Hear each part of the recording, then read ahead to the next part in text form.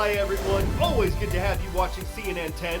I'm Carl Azus. I am not at the CNN Center, but our team is working together from different places to bring you the daily show. There are some businesses that are staying very busy during this ongoing coronavirus pandemic. Companies that make cleaning products like phone and hand sanitizers, medical equipment and supply organizations, toilet paper manufacturers, and food delivery apps and their employees. But scores of businesses are seeing major losses as the disease spreads. Malls are closed, factories are shut down, flights have been canceled, people in affected countries have been told to stay home. Without consumers out and about spending money, and without businesses making products and hiring people, the economy has effectively ground to a halt.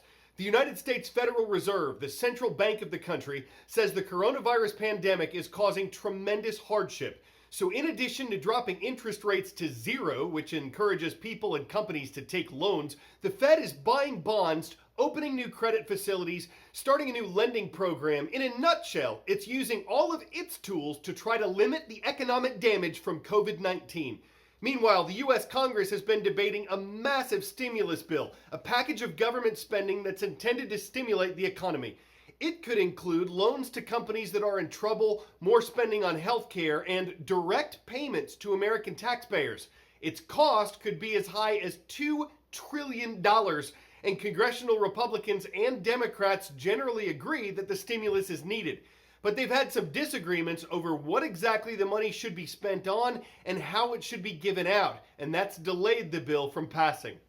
In the last couple of weeks, many Americans went from not even hearing about the coronavirus to having President Trump recommend the closing of schools or social distancing, meaning not more than 10 of us in a room at the same time. And so people are rightfully wondering, what does it mean? What happens next? Could we see quarantines or forced curfews? Experts say the federal government cannot legally or operationally put the United States under a complete lockdown or a quarantine. What the federal government can do is monitor or close borders and limit how people can get into and move around the United States, as well as detain individuals upon entry if they are believed to have been exposed to the virus.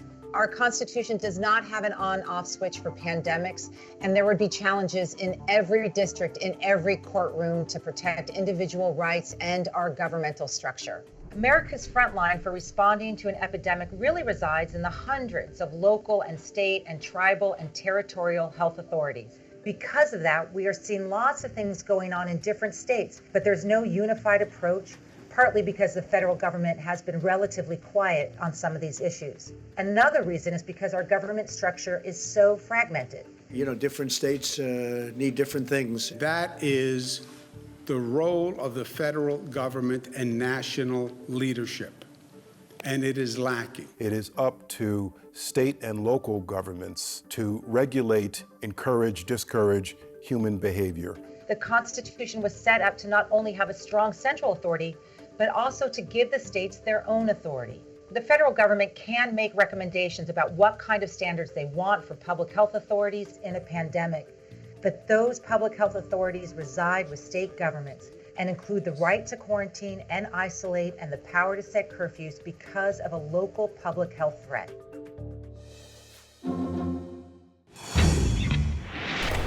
10-second trivia. The region known as Lapland includes a part of which of these nations? Greenland, Finland, Iceland, or Scotland?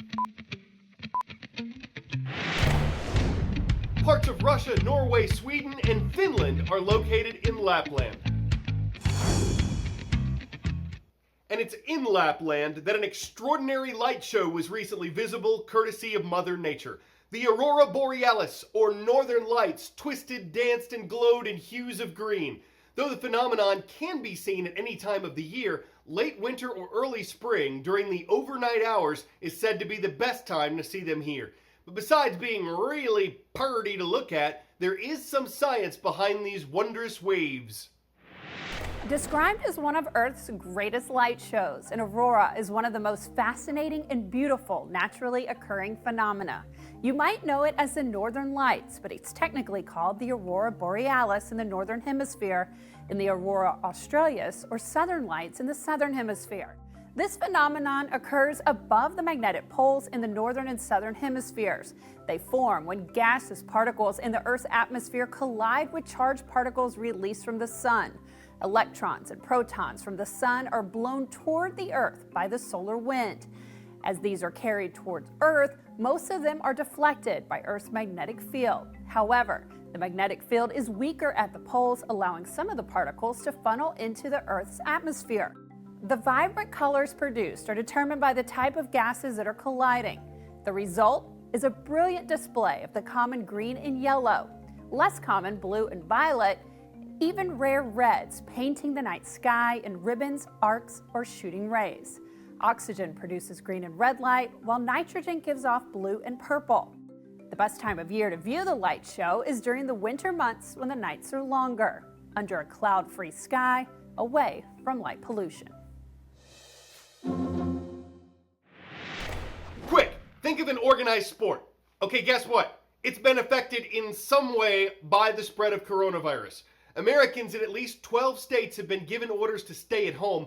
This accounts for about a quarter of the population, since some of those states are the most populated.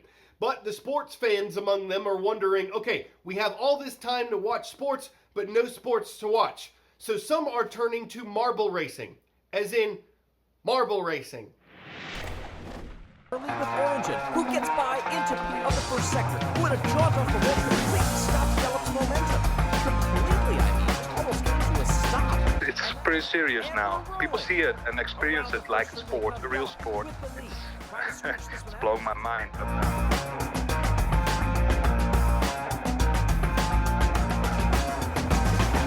We did it in the backyard of my grandfather's house, and a Yellow built marble runs. And I start helping. And most people with autism have a preoccupation, so one thing they only want to repeat, and that was one of his activities. When Jelle started filming marble runs, just simple marble runs, and that was quite successful. So later we wanted to use a new element and more like competition and racing.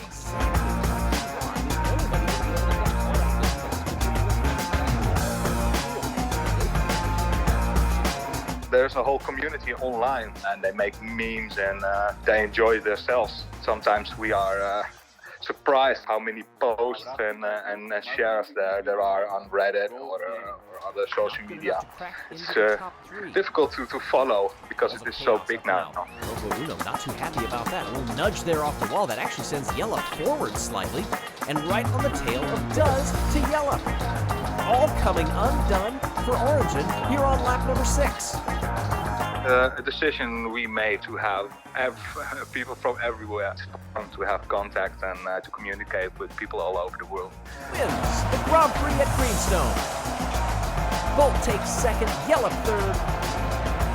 Congratulations to our podium finishers. Origin take 3. It's sucking you in another world free of war and everything in the human dimension is the magic of it. As soon as I say it, I'm probably going to say 4th.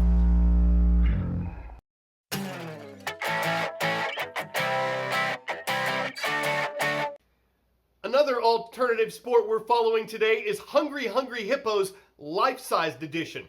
Forget about the old school board game. A nursing home in Wales, United Kingdom came up with a creative way to keep its residents busy. The object of the game is to capture as many colored balls as possible using what looks like baskets on broomsticks. But it's safe to say that a lot of laughter and a lot of smiles were captured here as well. What a great idea. And it boggles the mind why more people don't take the trouble to connect 4, get a clue, and scrabble together a board game when they're bored. It's an easy, low-risk operation that stimulates the cranium across multiple categories in this pursuit of the trivial, and you can yet see why not Uno person is sorry when enjoying this game of life. All right, Gray New Gloucester Middle School in Gray, Maine is watching today. Thank you so much for subscribing to our YouTube channel. I'm Carl Azus for CNN.